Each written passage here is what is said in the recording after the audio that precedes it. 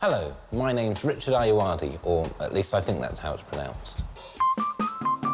When I was young, my father fixed televisions for a living, and I would spend many a happy hour helping him in his workshop. He was obsessed with gadgets and gizmos, and I suppose he must have passed on some of this fascination to me. I've always thought there's something moderately heroic about a gadget, an often small device dedicating itself to one specific purpose, making life that little bit easier. So welcome to Gadget Man, where I get to celebrate some of the world's best gadgets. Google Glass. I feel cyborgish already. And introduce you to the most amazing and bizarre technology from around the world. What the... I'll also be inventing new gadgets to solve some of life's everyday problems. So before ado is in any way furthered, let's tool up and get down to business.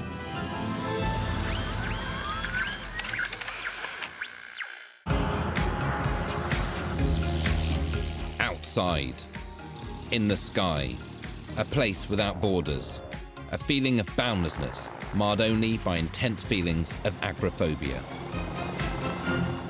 You see, I've never been very comfortable with the great outdoors. Even the term itself seems somewhat smug. You don't see the indoors calling itself great. I like the inside. It's where I live. You see, in my unassuming abode, I've brought the great outdoors indoors. For example, this digital window, allowing me to look at view after glorious view, snow with some sleet, water over rock. And I can hear any sound I should wish to hear with this, my sound machine. For example, Asian garden, or my personal favorite, wind. And if I wished, I could wear these, but I don't. And for a totally immersive experience, I merely need to don this, the Oculus Rift headset. Why go outside when you can have vivid, being lost in a forest dreams here? And this way, I've cut down on the travel. I'm walking across some hills, much like Julie Andrews. See, after a while, you do start to feel quite seasick, but I would rather feel seasick in my own house than at sea. At least I can lie down on a bed.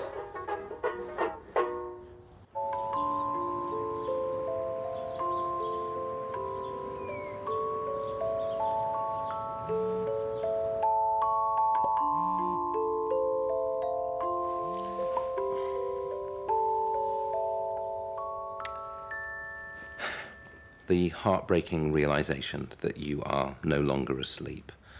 I'm a writer, so this puppy's normally set to about 3 p.m, but for grown-ups with actual jobs and responsibilities, there are deadlines, trains to catch, and places to be.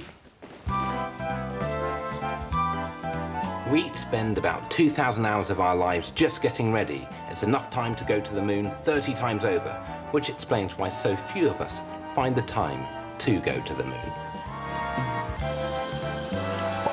And rinse.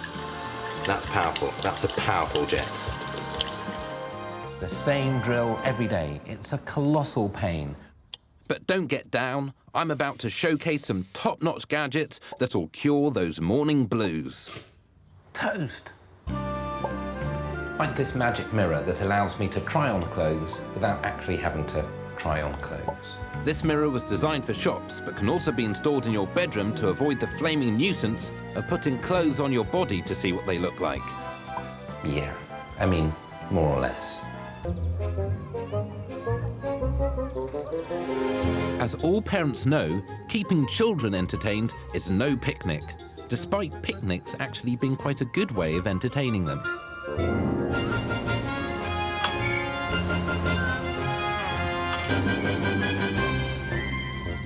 The everyday reality of childcare is a long, hard grind that can often end in tears and tantrums. And that's just the children or the parents. I don't really know how that kind of joke works. As Channel 4's official personification of a gadget, it's my pleasure, but it's also very much my duty to suggest that perhaps gadgets might be able to take up the slack of this pesky parenting business. Parenting is exhausting. I prefer gadgeting. This playmat t-shirt means you always get a massage while the kids amuse themselves. The daddle is a saddle for a dad. If your kids are harder to impress, then show them this. A machine that uses helium and foam to make floating shapes. There are super gadgets for older kids, assuming they've been financially prudent. And even super gadgets for babies.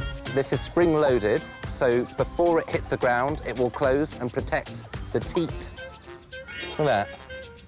The dirt is just on the outside. OK. There. Happy? Happy.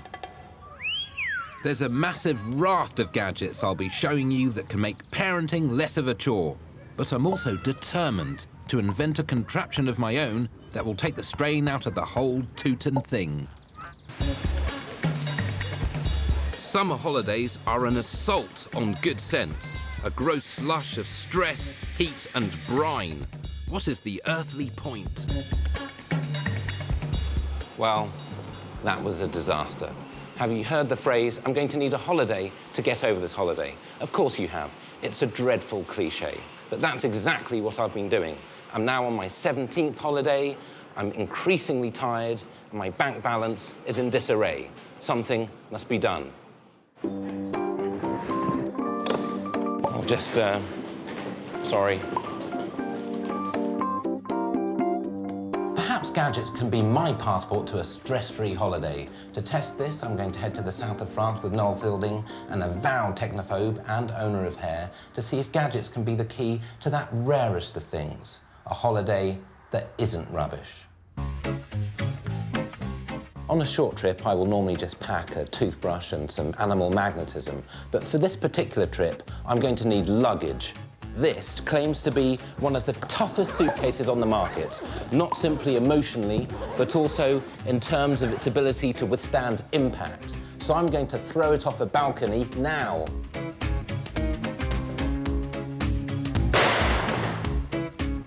There you go.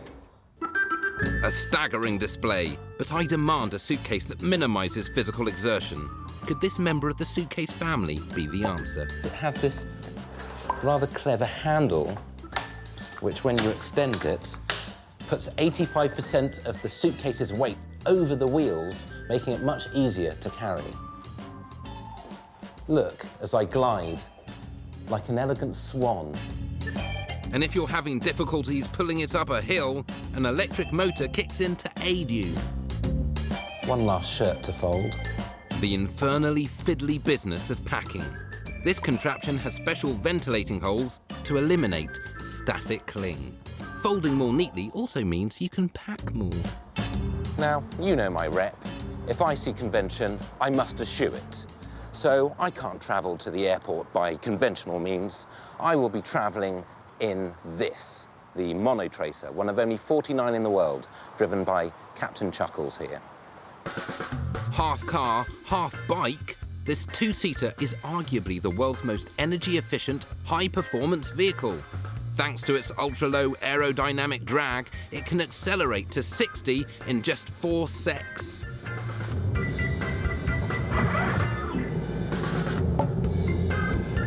Immediately after departure, a dreadful anxiety claws at my insides.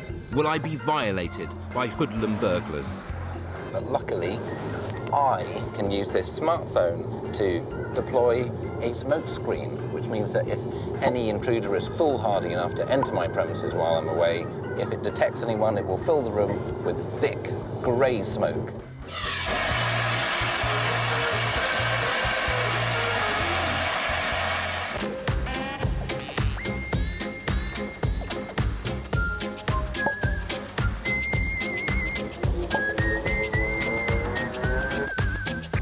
It is said by people that our homes are our castles, but unlike castles, they always seem to need bits doing to them, which is why every bank holiday, 18 million of us saps end up here in a DIY store vaguely wandering around, trying to find the right density sandpaper.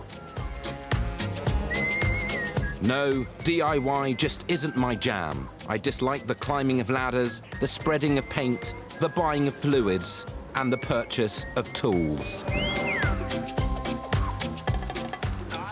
In short, I'm not too sure about DIY. I'd prefer GDIFM. Gadget's doing it for me. Perhaps I can get these home improvement tasks done by upscaling the technology I already have to do the fiddlesome tasks around the house. This Brava robotic mop sweeps the ground beneath my feet. It uses an onboard navigation system to map out where it's been and where it has to go now. I also have a robotic helper for the icky job of cleaning gutters, sweeping away debris using its propeller and brush attachments. The most distressing task of all is cleaning our rooftop swimming pools. So I have this, a fully automated sub-aqua cleaner that vacuums and scrubs the sides, using as little power as a 60-watt bulb, as it does the thing that it does. Leaving me free to sit, near prone, watching demolition footage on my smartphone located on the darkened inside of my TV hat. Pretty good. Well, heavens to Betsy. These are exactly the sort of jobs that I need to farm out to Gadget.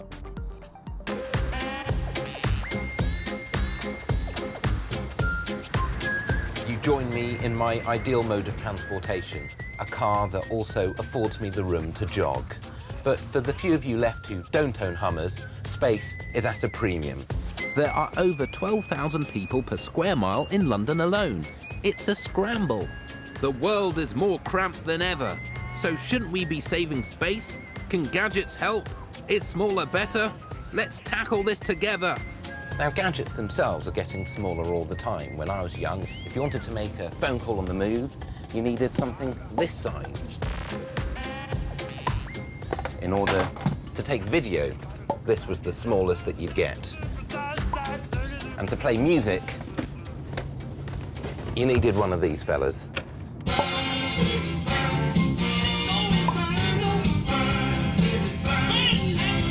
That was the only thing open to a brother. Now, all of these functions have been condensed to something over 1 billion of us own. A smartphone.